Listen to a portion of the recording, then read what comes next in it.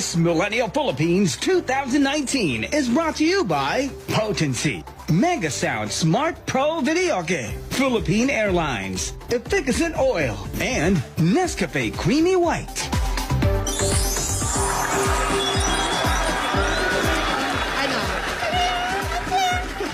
Cute Kung anong kaliit na ang palaya, gano'n naman kalaki yung chicharon. Tipak-tipak na Grabe! chicharon. Magandang tanawin at masasarap na pagkain ang ipapa-experience natin ng mga Miss Millennial Philippines. That's right. At today, biyaheng Ilocos Norte naman tayo. This Friday kasama si Miss Millennial Ilocos Norte 2019, Precious Olay Neira.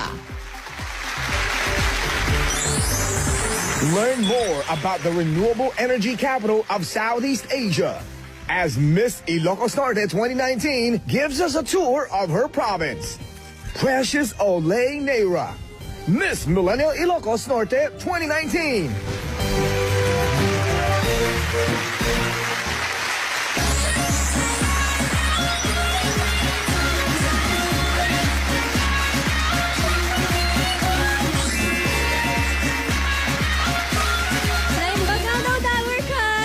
Precious Olay Neira from the renewable energy capital of Southeast Asia and the best little province of the North, Ilocos Norte. Si Precious! Hi, Precious! Hi, Precious! Ina-admire lang namin yung mga pasalubong na dala mo. Oo. Grabe kayo mag-chicharon. Ang lalaki. Siyempre po, the best lang ang dala-dala namin. Yes. Si Mamaya. Precious is a third year BA Sociology student at UP Los Baños. Opo. So dito ka na muna nakatira for now sa Los Opo, Baños. nag-apartment po ako. Okay. Kasi from north to south di ba? Ang layo nun. Oo nga. Renewable Energy Capital of Yes. Southeast Asia. Good. Dahil... Ano po kasi, we are home to the biggest windmill farm in the whole of Southeast Asia. Sa Bangi. Encompassing po 3 municipalities, Bangi, Pagudpud, and Burgos. Tapos may solar farm din po sa Burgos, and last year po we actually attracted 3 million tourists sa province namin. Nakakatuwa. Solar na. Oo, So, renewable energy. So, ang buong Burgos, yun ang ginagamit Sa nilang solar energy. farm po. Solar Kasi na. part po ng initiative ng local government namin is to promote sustainable energy. Tama. Wow. Sana lahat ng localities gumaya sa inyo. True. Maganda yan. Now, let's learn more about your province, Precious. Pakitour mo naman kami. Dabarkads, kung gusto niyo maka-experience ng ultimate travel goals, tara na at pumasyal sa aking minamahal na probinsya na talaga namang the best of culture and nature.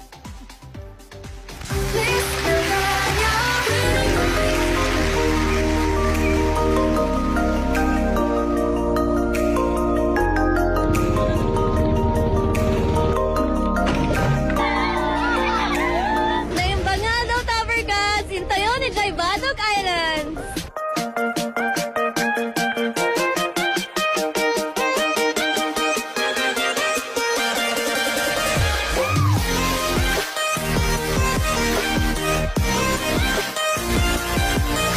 Kung naghahanap kayo ng lugar para mag-travel, if you're adventurous or nature lover, ito na ang place for you.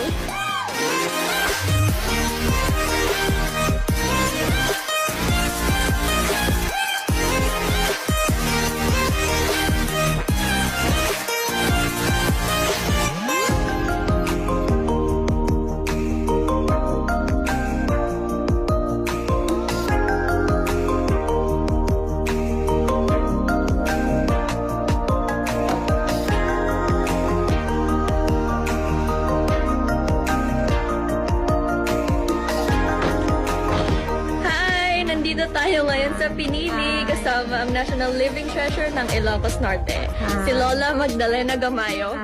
Hi daw. Hi.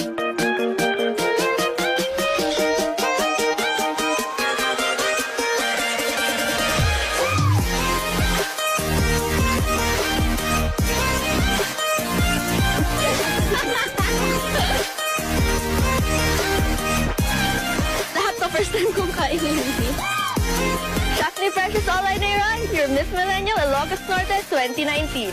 Marami pa kayong dapat tuklasin. Aming probinsya, inyong pasyalin. Ilocos Norte, I'm in.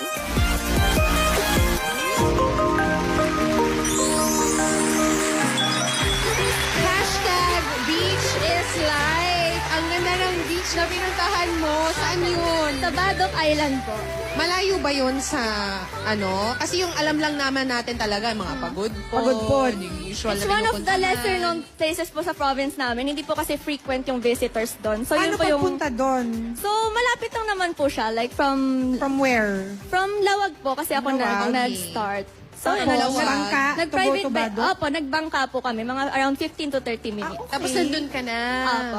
Oh, tsaka parang walang tao pa, no? Private island po. Ang ganda. Ano tayo doon? Punta tayo dun. Sama kami, ha? Sa next na punta mo dun. Okay, sige. Tapos si Nanay Magdalena, national treasure niyo. National Living Treasure po. Ilang Opo. taon na siya? She's more than 90 years old na. Tapos ano po siya, awardee po siya ng Gawad Manilikha ng Bayan. Yung same... Ilang taon na siyang naggagawa ng Ay, matagal na daw po. nag-weave. Ng Inabel. Oo, Matagal. ng Ever since Inabel. she was early, I think, 20s. Talaga. Dapat ipasa na niya yun sa mga... Yung corona.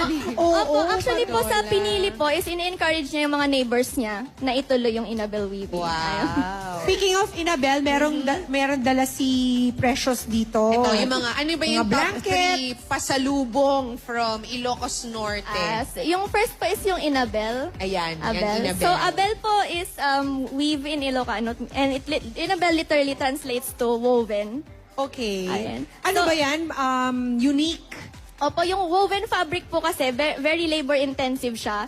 So, that's what makes it special. Kasi it takes a long time bago po magkaroon ng finished product. Totoo, gaano katagal para makagawa ka ng isang Inabel blanket? Depende po kung gaano kalaki. Like, yung, minsan for, kunwari, placemats lang, gano'n, Oo. weeks. Pero mga ganyan po, usually months na yan. Months niya inaabot. Opo. So, ganito yung ginagawa Opo, ng yung Inabel. handloom po, dapat po synchronized yung hands mo and yung Yung paa. So, Hindi tayo tayo pwede papasa dyan. dyan.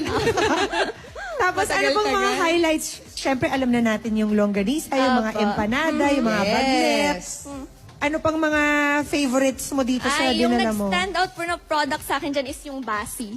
Where is the... Basi. Ano ang Ayun. basi? Ito, basi. Ayun, opo, ito. Ayun. It's fermented sugar cane. Kasi Fermented sugar cane. Opo. So, sugarcane wine. Opo. Kasi po yung history po niyan is very rich. Actually po, nagkaroon po ng Basi Revolt noong 1807 kasi yung Spanish colonial government at that time, nilagyan nila ng oppressive tax measures yung Basi, which is yung Basi, integral part siya of the Ilocano natives custom, part po siya ng birth and death, like marriage and life. So when nagkaroon po ng ganong pagbaban, they felt oppressed na itinatapakan yung way of life nila, which is nagkaroon ng Basi Revolt, which is the first in a series of revolts po at noong 1800. Siyempre Wow. naman, pagbabawal mo ba naman yun? Oo. Opo. And then, Yan si Basi. bakit ka nagdala ng isang katerbang bawang? Ay, bawang. Hindi po. Kasi, Walang aswang dun. hindi po. Ano po kasi, parang Special ba ang bawang? special ng po Ilocos siya Norte? kasi po, kahit bawang lang po siya kung iisipin, staple po siya kasi sa Ilocano dish sa mga cuisine namin. And since po yung Ilocos Norte climate ay warm, yung prop mo na bawang, it grows very well doon. Okay. Okay. Dahil sa sa panahon doon na very warm. Very warm. Humid. Actually po, Region 1 is yung primary na nagpo-produce Ng bawang. Opo.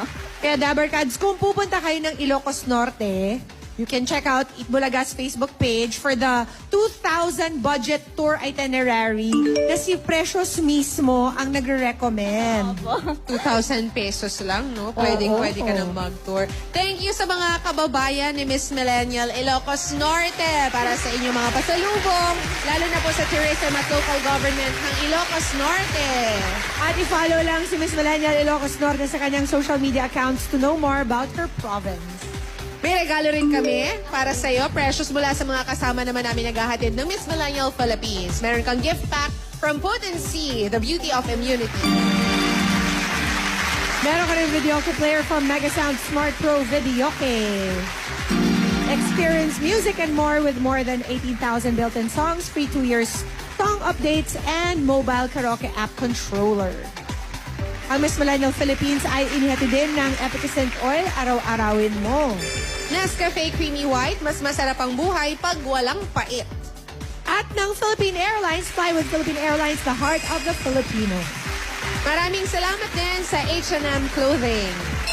Precious, imbitahan mo na ang ating mga Dabarkads na bisitahin ang Ilocos Norte. Dabarkads, marami pa kayong dapat tuklasin. Aming probinsya, inyong bisitahin. And for sure, pag nakapunta po kayo, talaga namang babalik-balikan nyo. Tara na sa aking minamahal na probinsya, Ilocos Norte. Maraming salamat, Miss Millennial Ilocos Norte. Once again, Precious Olay Nera. Thank you, Baste. Pupuntahan natin yung Batok Island. At bukas, ka-Western Visayas naman tayo mga Dabarkads. Sa Iloilo tayo pupunta. Yun. At kasama dyan si AK na Naku! naglibot. Ano kaya pinagkakain ng matatamis ni AK sa Iloilo?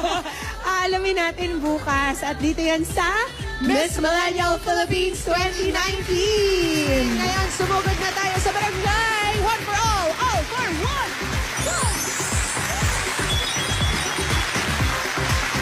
The Miss Millennium Philippines 2019 grand winner will receive 500,000 pesos. She will move in from her new house and lot from Lesandra. Angat ka dito. She will also wear the crown, which stands for the strong, independent young Filipina who has a heart for her hometown. It's a crown pit for the next Miss Millennial Philippines.